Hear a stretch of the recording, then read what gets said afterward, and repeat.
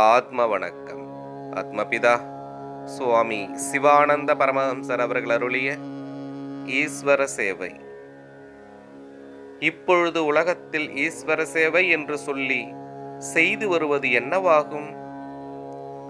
குளித்து கோவிலுக்கு சென்று விளக்கேற்றி பிம்பத்தை இளநீர் பால் முதலியவற்றால் அபிஷேகம் செய்து வஸ்திரம் புஷ்பம் அதாவது பூ இவற்றால் அலங்கரித்து பழம் தேங்காய் முதலியவற்றை வைத்து பூஜை நைவேத்தியம் ஹோமம் முதலியன செய்வதும் செய்விப்பதும் ஆகின்றது.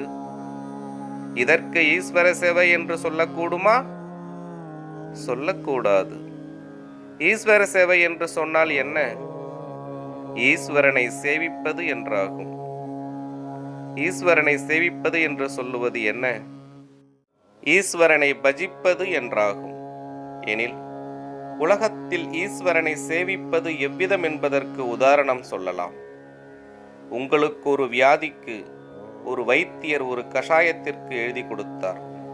அதாவது 6 கழஞ்சு சீந்தில் கொடி, 4 கழஞ்சு கடுக்காய்த்தோல், 2 கழஞ்சு சுக்கு இவற்றை அரைப்படி ஜலத்தில் கஷாயம் வைத்து வீசம்படியாக சுண்ட காய்ச்சி இறக்கி வடிகட்டி அதில் ஒரு அச்சு வெல்லம் தட்டி போட்டு என்ன செய்ய வேண்டும் என்று எழுதி கொடுக்கிறார்?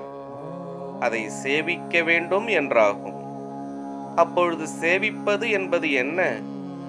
குடிக்கிறது, அதாவது உட்கொள்வது என்றாகும். நாம் ஈஸ்வரமயமாகி ஈஸ்வரனோடு ஐக்கியமாக அல்லவா வேண்டும்? ஆம்.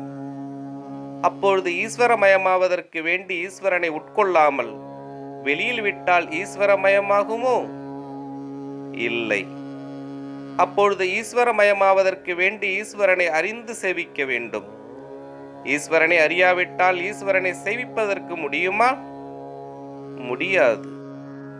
நாம் இதுவரையிலும் ஈஸ்வரன் யாராகும் என்று கருதியிருந்தோம் என்றால், சிவன், ராமன், கிருஷ்ணன், குட்டிச்சாத்தான், பத்திரகாளி, பகவதி, கணபதி, சுப்பிரமணியன் என்றும் மற்றும் பலவாறாக இருந்தது. இப்பொழுது ஈஸ்வரன் யாராகும் என்று வெளிப்பட்டது. ஜீவசக்தியாகிய வாயு என்றாகும். அந்த வாயுவை சேவிக்கிறதற்குத்தான் ஈஸ்வர சேவை என்று சொல்லுவது. ஆத்ம வணக்கம்.